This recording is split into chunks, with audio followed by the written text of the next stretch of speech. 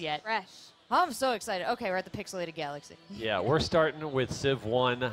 This is the 25th anniversary of Civilization. So we anniversary, yeah, isn't guys. that it's just been around so long. And so the montage here at the beginning is sort of a retrospective of all the different Civilization games, snippets from gameplay from different games, leader scenes from different games. And there's a Brave New World scene there with the Soviets on the Kremlin wall. And it's just a way to kind of acknowledge that, hey, it's our 25th anniversary. This is a great time to be talking about Civilization. Oh, this is a great anniversary to celebrate. So many anniversaries this year. Twitch turning 5 years old, so you guys could be our dads. But Civilization, a well-beloved game franchise, and part of it is because every generation is sort of like so many new ideas, so many new thoughts. So I'm very familiar with Civilization 5 and a lot of the other iterations of the game.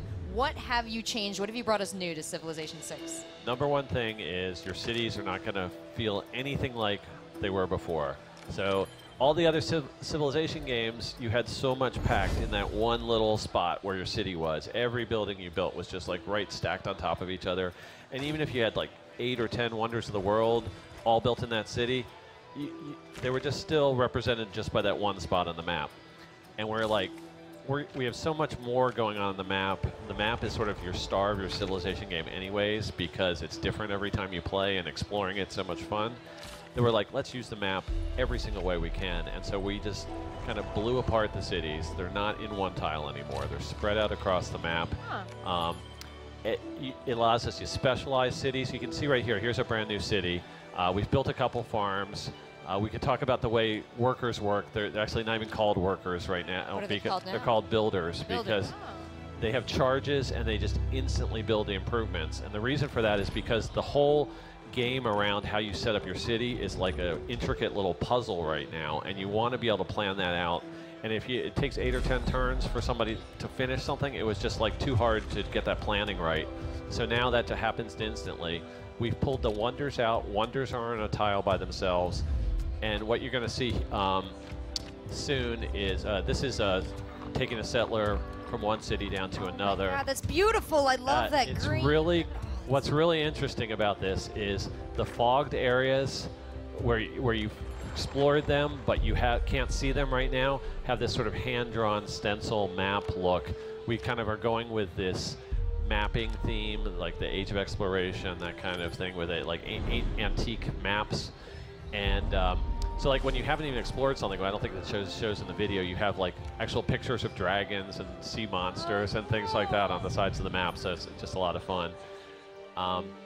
And so here we're setting up 2 cities. We're setting up a trade route between them. We've simplified the way roads work. In the ancient world, roads were all set up by traders. That's sort of naturally how pathways between cities were set up. So you just So I don't have to just send them to build anymore. right, Get them right. interrupted. The traders will find do them in that the for middle you of the woods. automatically. If you want to micromanage that, we give you ways to do that later. But and so now you can see what we're about to do in this city is we're going to go ahead and choose to build a holy site district. This is the first district we build, and this is where we pull those buildings out of the city. So your shrines and your temples aren't going to be in the city anymore. We've chosen a spot for it that's sort of scenic next to those trees, so that people are going to like, doing worship-like stuff out there. If you can actually find like a natural wonder in the game, like the Great Barrier Reef or something like that, and you can set up a holy site in front of that, your people will just go nuts. They're like, this is like the most awesome Making place. them happy. So every city sort of gets customized in its own way. Here's building a wonder of the world. Civ 4 had these wonder movies where they showed animations, but they're all pre-canned, pre-rendered scenes. Now we do it in engine, right out there on the map. So this is, the exact spot you chose next to your city is where the Wonder movie plays Wow. out. Now, I am getting a little nervous here because I play with Raging Barbarians, or in Civilization 5, Raging Barbarian, and I, I'm a bit of a warmonger, so I get attacked a lot. This is making me nervous here because the one thing I did like about my city was everything that I held dear to me could be protected by, like, one bowman. Okay, so they just built an encampment district. That's the first step to protecting yourself. All right, the I like barracks are going online, so we have some well-trained troops here now that we have a barracks. But again, it's outside the city. It looks real cool. Here come the barbarians. The barbarians are tougher in Civ 6. They actually have like plans for how to attack you now. Oh no. Yeah, so there's like a whole new level that you're gonna have to deal with the barbarians, which is fun. In this case, in the video, they show sort of some well-trained troops giving the barbarians a hard time, but it doesn't always go that way. When you play a Civ 6 game, the barbarians can give you. Here are barbarian horse archers. That's a new thing that you haven't seen before. Wow. So we're going to keep progressing here and take out the barbarian encampment. So I have a couple questions about when this game comes out in the fall. How many civilizations are we going to have available to us? There'll be 18. 18. Yeah. Wow. So that's the same that Civ 5 had when it launched. There are 4 that we've announced so far. So America. We'll see the leader for America shortly. Egypt, we'll see the leader for that in the video as well. And then also China and Japan have been announced. Oh, wow.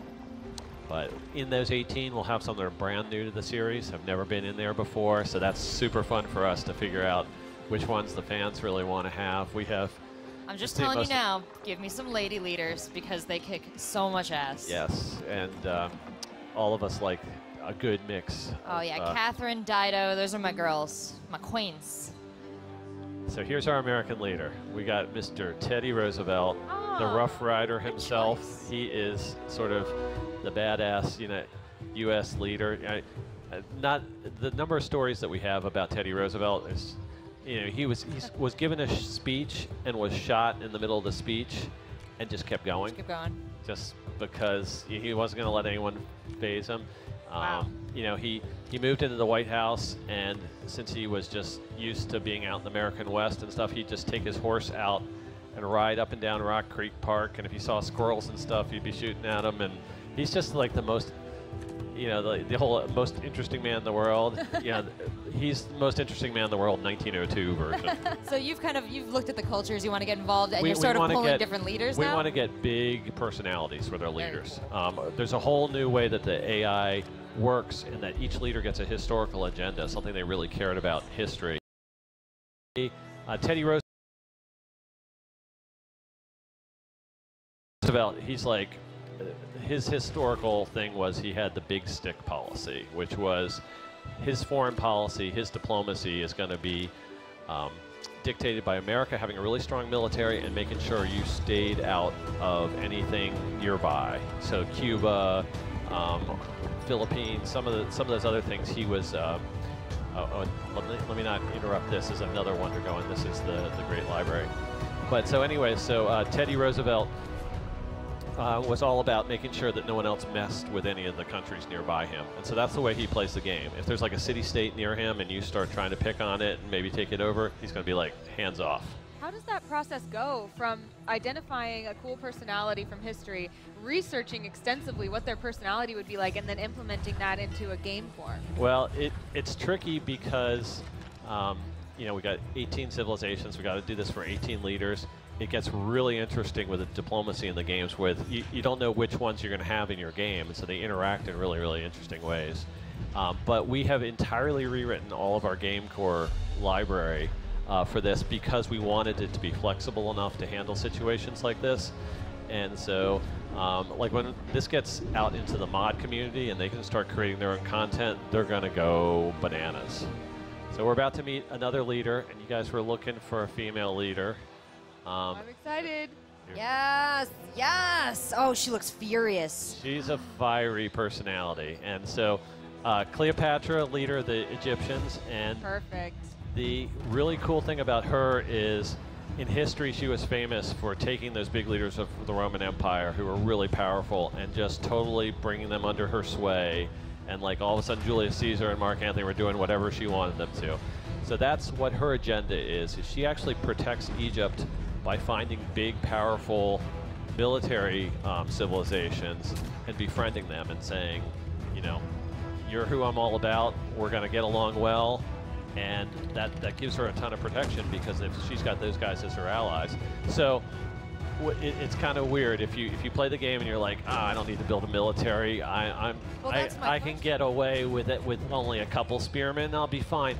And then Cleopatra meets you, she's like, you have nothing. I'm going to You're dead to totally, me. yes, exactly. So you mentioned, And you have to know, try to build your military to impress Cleopatra, and then all of a sudden she turns around. But So- by that token, as Cleopatra, you don't need a military. So I'm wondering, what are the victory conditions? What are the different victories we can achieve here? We have 4 different kinds of victories, just like in Civ 5. One of the ones from Civ 5 has been taken out, and we added a new one. We're not talking about that yet, Okay. but that's exciting. I'm guessing. I'm keeping it up here. Yeah, I'll exactly. check back later. Yeah, we definitely will have full information on that coming out reasonably soon. So, but you know, there's still the same kind of thing. You can dominate the world, knock everyone out. That's still fine. In this particular video, we're going to go all the way through to the space race. And so we'll show you that that can happen. Now, I love these Wow. pictures where you have this time of day and you can see the cities at night. That's not a normal way you play the game, just because it gets a little confusing to identify what everything is. But that's under your control. If you want to turn on cycling through a day-night cycle as you play the game, you can do that. Oh. So you got these lit Wow, up that looks cities. incredible.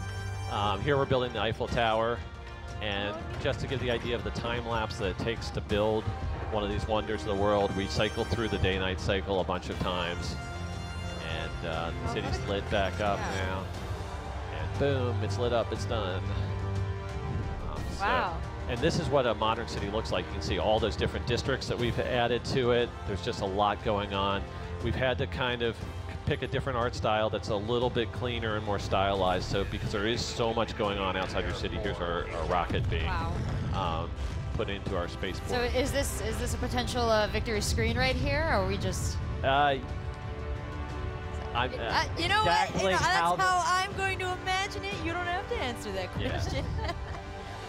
Oh my gosh, this is such an exciting game. I mean, what was crazy too is when, you know, a lot of times I play Civilization, I would say 1 in every 10 games that I start, I get all the way to the victory point because there's so much fun just looking at that map, you know, picking your initial spot, making so many decisions early on.